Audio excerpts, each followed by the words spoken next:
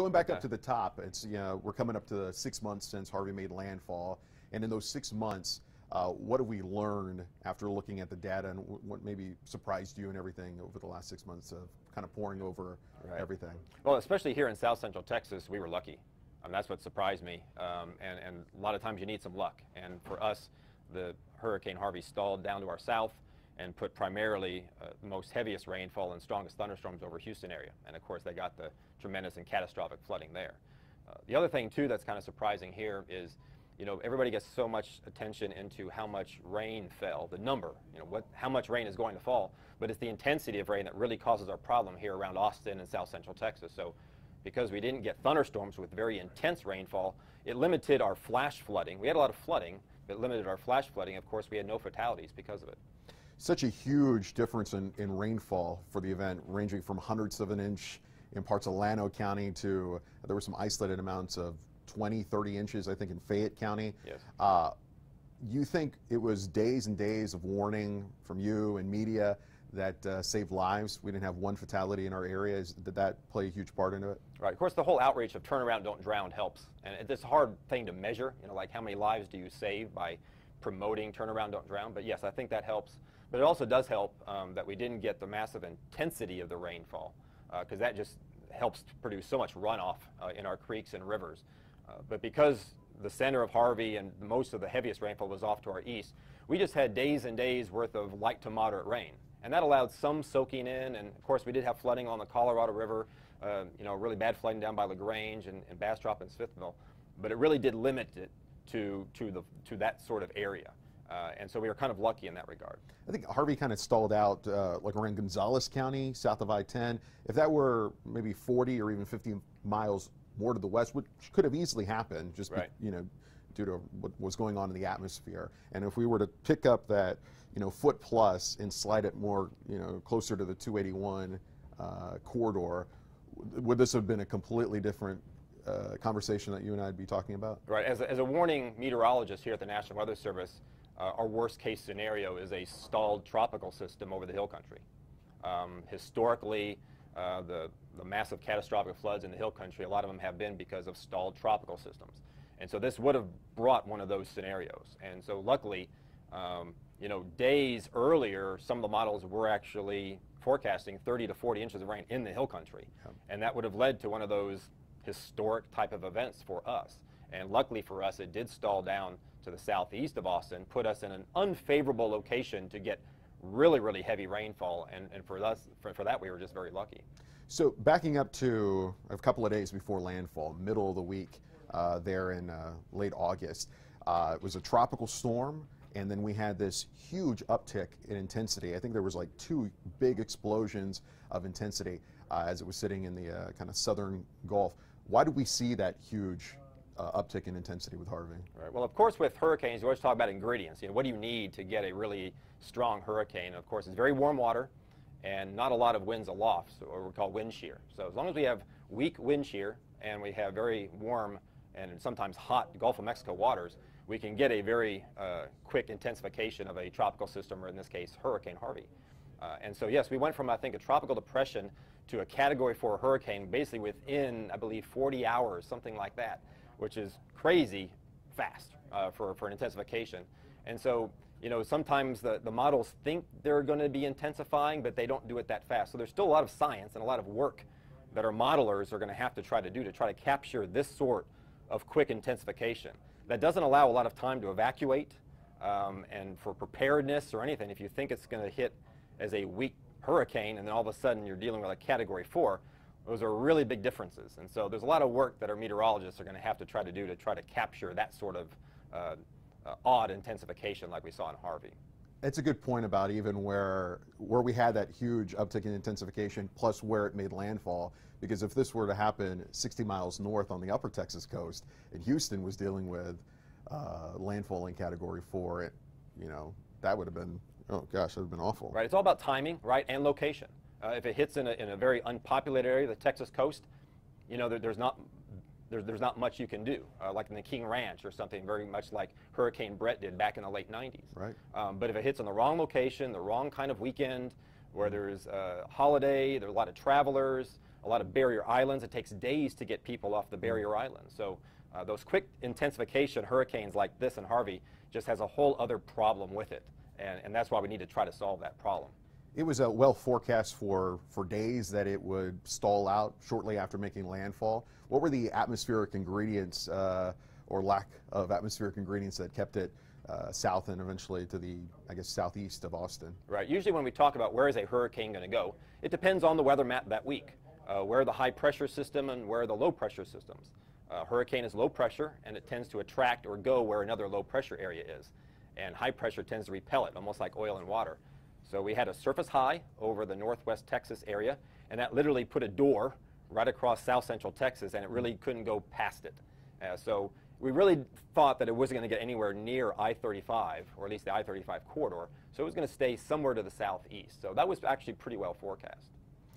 Let's talk a little bit about hurricanes in Texas history. Texas isn't a stranger for hurricanes. Worst, hurricane as far as death goes, 1900 in Galveston.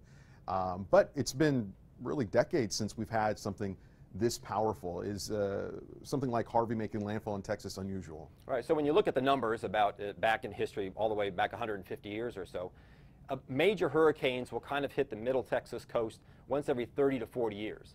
A little bit less frequently. Let me start that one over. Sure. When you kind of look at the numbers going all the way back about 150 years, obviously there are some times where hurricanes hit the Texas coast. The South Texas coast and the Upper Texas coast near Houston are most prone. Hurricanes hit there more often than the Middle Texas coast. In fact, major hurricanes will hit the Middle Texas coast maybe once every 30 or 40 years. So this was the first major hurricane to make landfall on the Texas coast since 1961, which was Hurricane Carla.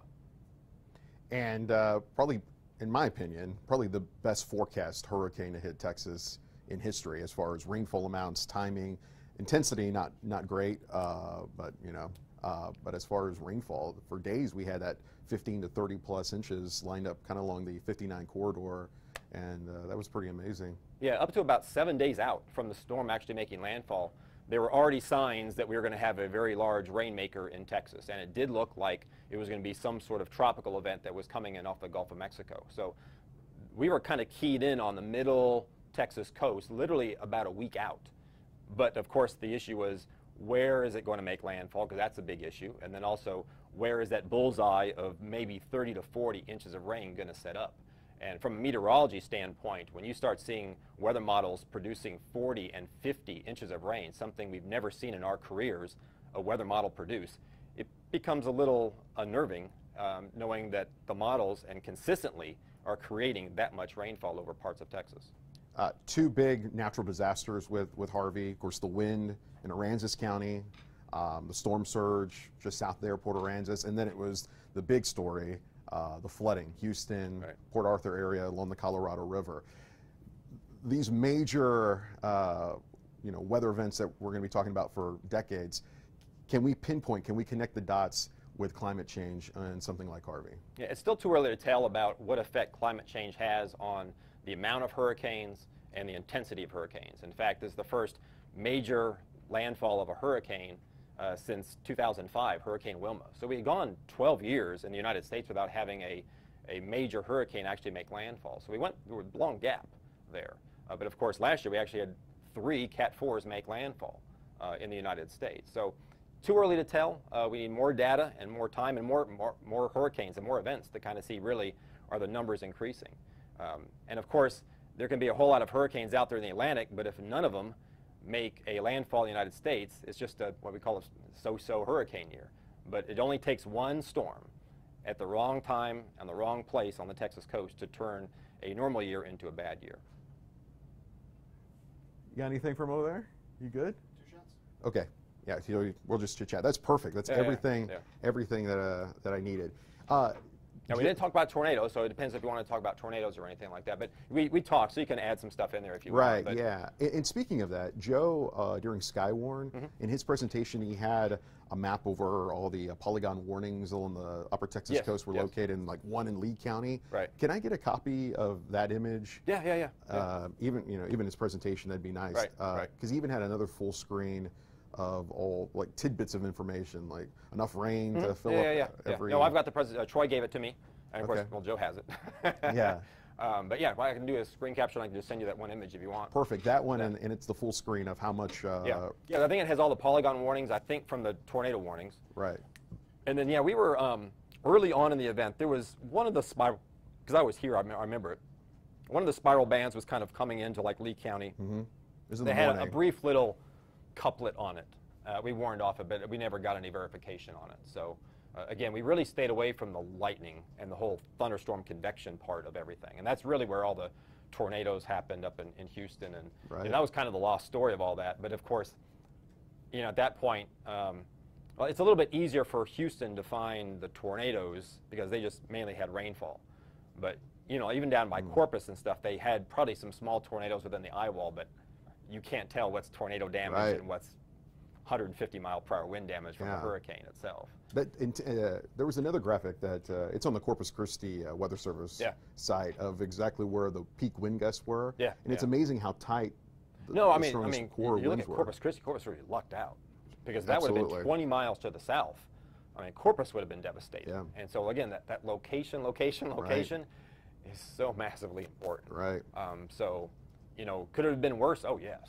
Right? It's just south of Corpus Christi by like 10 or 15 miles. That front right and right that would over have been, you know, 150 Bay. mile-per-hour wind gusts in Corpus Christi, the biggest storm surge in Corpus Christi Bay. So it's going to happen one day, but yeah, I mean, so, you know, best case scenario would have been about, what, 50, 75 miles further south, kind of come across the King Ranch, kind of like Brett did. I was down in Brownsville when Brett hit. Oh, okay. And we were panicking in Brownsville because it was supposed to hit Brownsville, then it turned north. And then made the left turn right across basically the Border Patrol checkpoint in Kennedy County. And we couldn't find a lot of damage. Cat 4 hurricane makes landfall, and the only damage was primarily in Falfurrias. Remember where Falfurrias is, a little town down there. And then the Barrier Island, a lot of cuts. I got to see that. My dad and I drove out there probably like, that following weekend. And so massive beach erosion, more you know, wildlife and that sort of damage compared to physical structures. You know, I think the Border Patrol had a cell phone tower that came down. You know, minor. Super small hurricane too. Yeah, it was very compact. So the wind radius was not very big, if I remember correctly. So that was lucky. You know, and another kind of thing to touch on too when you do your story is, you know, we've had plenty of really strong hurricanes offshore, like Allen and Beulah and all them, that decrease in intensity right as it makes landfall. So it winds up being a Cat 2 or a Cat 3. And this one was kind of peaking at the exact right time, right? It was actually strengthening as it made landfall compared to a lot of the other hurricanes. Well, even like Katrina, right? And Allen, these were all Cat 5s, huge, massive Cat 5s and we out in can the Gulf. closer. But they peak there, and then, you know, a lot of them don't keep their peak Cat 5 for days and days and days. You know, they peak out and then they wind up kind of decreasing a lot of times. And so this one was just, the timing of it was perfect, right, for the hurricane engine, that as it was coming onshore, it was gaining in strength as opposed to weakening like most of them kind of do. So that was kind of unlucky. Are you still rolling over there? So I had a quick question. As far as your seawater temperatures in the Gulf of Mexico, I don't remember at the time what the anomalies were, but I'm sure it was probably above average. What can you connect with that? Well, a lot of times what happens, and if you look at, we get a lot of the sea surface temperature maps now by satellite.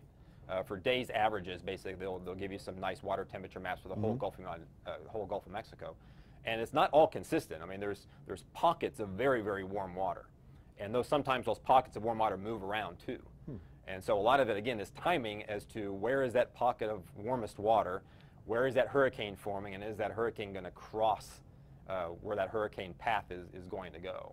I remember way back in Hurricane Brett in '99, I believe it was, it basically went over a pocket of water that was well over 90 degrees. And that's what really intensified Brett at the time. I'd have to go back and look to kind of see what Harvey did and where it was and all that. But right off the Texas coast, it is usually some of the warmest water. And so that's not unusual. That's not unusual. You just have to kind of watch. Again, it's all about the timing, right? Is the wind shear perfect when that hurricane is crossing the warmest part of the Gulf and, you know, everything else? So, you know, That's why it's every 30 or 40 years you get these kind of things on the Texas coast. So it doesn't happen very often that all the variables come in line perfectly together. And it just happened to be that I think this time with Harvey, everything came in line perfectly. Right. And we got the result.